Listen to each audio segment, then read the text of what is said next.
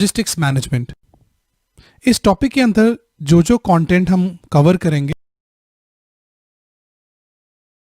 वो होंगे definition of logistics, logistics management, difference between logistics and supply chain और functions of logistics management. चलिए शुरू करते हैं लॉजिस्टिक्स की डेफिनेशन के साथ। लॉजिस्टिक्स क्या है? लॉजिस्टिक्स एक process of obtaining, producing and distributing material and products in proper place and proper quantity.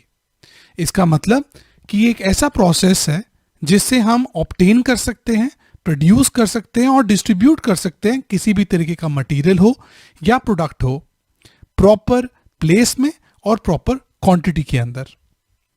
Logistics एक बहुत इंपॉर्टेंट प्रोसेस है और इस प्रोसेस को मैनेज करने के लिए हम जो टर्मिनोलॉजी यूज करते हैं उसे बोलते हैं लॉजिस्टिक्स मैनेजमेंट। लॉजिस्टिक्स मैनेजमेंट एक मेजर पार्ट है सप्लाई चेन मैनेजमेंट का।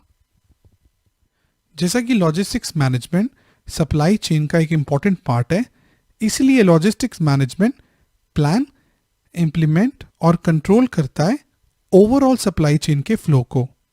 लॉजिस्टिक्स मैनेजमेंट इफेक्टिव और एफिशिएंट तरीके से फॉरवर्ड फ्लो और रिवर्स फ्लो, चाहे वो प्रोडक्ट का हो, मटेरियल का हो या इंफॉर्मेशन हो, थ्रू आउट सप्लाई चेन में मैनेज करेगा। इसका मतलब ये हुआ कि पॉइंट ऑफ ओरिजिन से पॉइंट ऑफ कंजम्पशन तक लॉजिस्टिक्स मैनेजमेंट कस्टमर की हर एक रिक्वायरमेंट का पूरा ध्यान रखेगा। So next is difference between logistics and supply chain. So guys, logistics और सप्लाई चेन में क्या फर्क है? पहले हम सप्लाई चेन देख लेते हैं। Supply chain is a process of converting raw material to product and getting it to the customer. तो ये एक प्रोसेस है, while logistics is a movement of raw material और finish good in the whole supply chain. तो एक मोटा फर्क तो ये है कि सप्लाई चेन एक ओवरऑल पूरा कंप्लीट प्रोसेस है जहां पर हम किसी भी रॉ मटेरियल को फिनिश प्रोडक्ट में कन्वर्ट करते हैं और उसके बाद एक राइट कस्टमर तक उसे पहुंचाते हैं। बट लॉजिस्टिक्स एक मूवमेंट है, एक मीडियम है जिसके थ्रू यही वो रॉ मटेरियल पहले हमारी फैक्ट्रीज में पहुंचाया जाता है, फिर जब ये कन्वर्ट हो जाता है तो यही लॉजिस्टिक्स आगे इस फिनिश गुड को हमारे राइट कस्टमर तक पहुंचाते हैं। जो पूरा प्रोसेस ऑफ कन्वर्जन है वो सप्लाई चेन है और लॉजिस्टिक्स एक बहुत इंपॉर्टेंट हिस्सा है सप्लाई चेन का, जो हमारे रॉ मटेरियल से लेकर हमारे फिनिश गुड तक राइट क्वांटिटी के अंदर और राइट लोगों तक उसे पहुंचाने में हमारी मदद करते हैं। इसका एग्जांपल बहुत अच्छा है, airways, train, by road transportation, by trucks और बाय कार, बाय स्कूटर, ये सब हमारे लॉजिस्टिक्स के एग्जांपल है।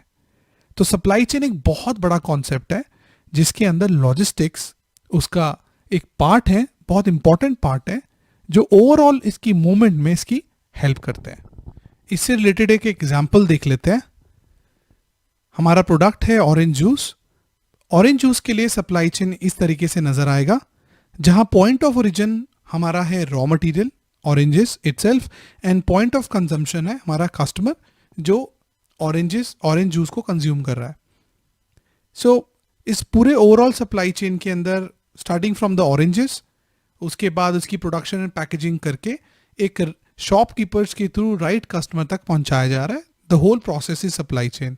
तो इसमें लॉजिस्टिक्स क्या होगा हमारा? सपोज रॉ मटेरियल को लाने के लिए, ऑरेंजेस को लाने के लिए ट्रक का इस्तेमाल हो रहा है तो वो लॉजिस्टिक्स है।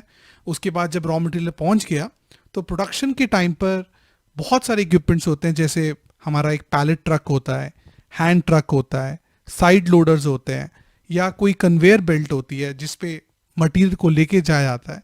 वो सब हमारे लॉजिस्टिक्स के पार्ट है। उसके बाद जब पैकेजिंग हो जाएगी तो फिर ट्रक्स में या प्लेन में लोड करके इसे लेके जाएगा, तो वो भी हमारा लॉजिस्टिक्स का एक मेजर पार्ट होगा। लॉजिस्टिक्स मैनेजमेंट का एक बहुत पॉपुलर कॉन्सेप्ट है और उसे कहते हैं 7 R's ऑफ लॉजिस्टिक्स मैनेजमेंट। ये 7 R कौन से हैं लॉजिस्टिक्स मैनेजमेंट के?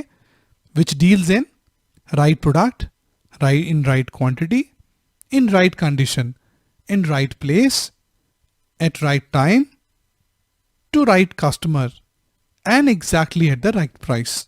तो ये हमारे 7 R है पहला R product, second quantity, third condition, fourth place, fifth time, sixth customer और सेवन प्राइस। ये कॉन्सेप्ट पॉपुलर है इसलिए याद रखिएगा ये 7 आर हमारे कौन से हैं लॉजिस्टिक्स मैनेजमेंट के। हमारा नेक्स्ट टॉपिक है functions of logistics management. In logistics management we use basically integrated approach. Integrated approach का मतलब होता है जुड़े हुए, साथ में एक दूसरे के डिपेंडेबल। जितने फंक्शंस हैं लॉजिस्टिक्स मैनेजमेंट के वो चाहे इंडिपेंडेंटली काम करते हैं बट वो एक दूसरे के साथ हमेशा जुड़े रहते हैं, इंटीग्रेटेड रहते हैं। टोटल ओवरऑल हमारे पास 4 फंक्शंस हैं। First is transportation, second warehousing, third is third and fourth party logistics and fourth is reverse logistics. So हम पहला देख लेते हैं ट्रांसपोर्टेशन। हमारे पास बहुत सारे ट्रांसपोर्टेशन मीडियम है जिसके थ्रू हम गुड्स को या मटेरियल को एक जगह से दूसरी जगह पर ले जा सकते हैं ओवरऑल सप्लाई चेन के अंदर। चाहे हम चूज करें प्लेन को, ट्रेन को, या वाया शिप और via road transportation of truck. हमें सिर्फ इतना ध्यान रखना है लॉजिस्टिक्स मैनेज करते हुए कि हमें एफिशिएंट सिलेक्शन करनी है हमेशा, ताकि हमें लास्ट में जो भी प्रोडक्ट या सर्विस को ऑफर कर रहे हैं वो कस्टमर तक फुल वैल्यू के अंदर जाए। वैल्यू एडेड सर्विसेज हमेशा एक नॉर्मल प्रोडक्ट को कस्टमर के लिए अट्रैक्टिव बनाती है, जिसकी वजह से आपकी सेल हमेशा हाई जाती है। हमारा नेक्स्ट फंक्शन है लॉजिस्टिक्स मैनेजमेंट का वेयर हाउसिंग।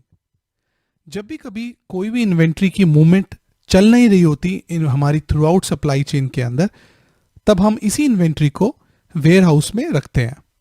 हमारी वेयर हाउस की एक्टिविटी क्या है? वेयर हाउस की एक्टिविटी में हम रिसीव करते हैं, स्टोर करते हैं और शिप करते हैं उन सभी गुड्स को या मटेरियल को जो या तो कहीं से आ रहे हैं या कहीं जा रहे हैं डिफरेंट लोकेशन पे। नेक्स्ट हमारा फंक्शन है third and fourth party logistics. Guys ध्यान रखिएगा, जब भी कभी कोई ऑर्गेनाइजेशन अपनी थ्रू आउट सप्लाई चेन के अंदर लॉजिस्टिक्स को ओन नहीं करती है, मतलब लॉजिस्टिक्स उनके अपने एसेट्स नहीं होते हैं, ना ही वो उस पर अपना कैपिटल या इन्वेस्टमेंट लगाना चाहती है, तो वो ओवरऑल लॉजिस्टिक्स को थर्ड या फोर्थ पार्टी को हैंड ओवर कर देती है। अब थर्ड और फोर्थ पार्टी में भी फर्क है। पहले आप एक सप्लाई चेन को देखिए, यहां पर आपको ट्रांसपोर्टेशन मीडियम्स नजर आ रहे होंगे, प्लेन, शिप और हमारे ट्रक या हमारा स्कूटर, ये सब हमारे लॉजिस्टिक्स के पार्ट है।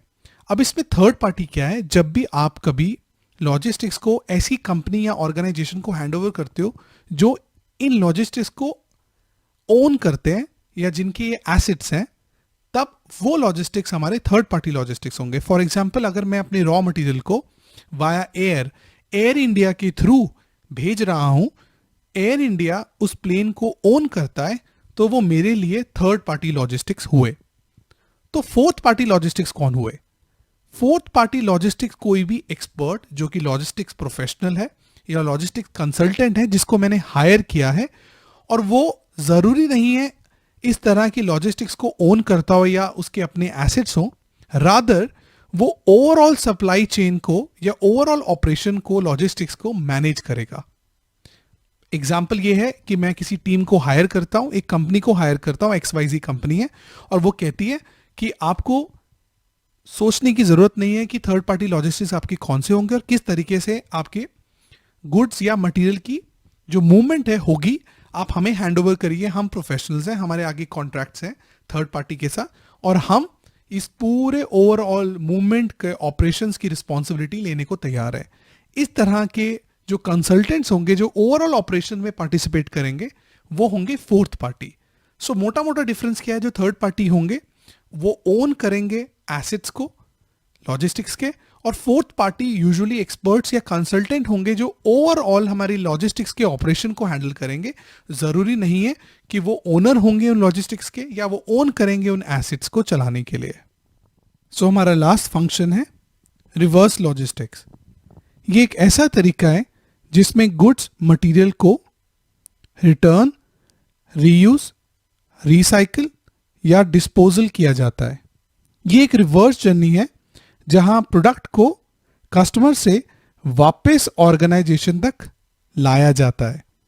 गाइस, इसके नाम से पता चल रहा है रिवर्स, जहां पर पॉइंट ऑफ कंजम्पशन से वापस पॉइंट ऑफ ओरिजिन तक आपके गुड्स या किसी भी तरह का मटेरियल वापस ऑर्गेनाइजेशन के पास आ रहा है, तो इस तरह की फंक्शनैलिटी को हम रिवर्स लॉजिस्टिक्स भी कहेंगे। सो गाइस, ये था हमारा टॉपिक लॉजिस्टिक्स मैनेजमेंट के ऊपर।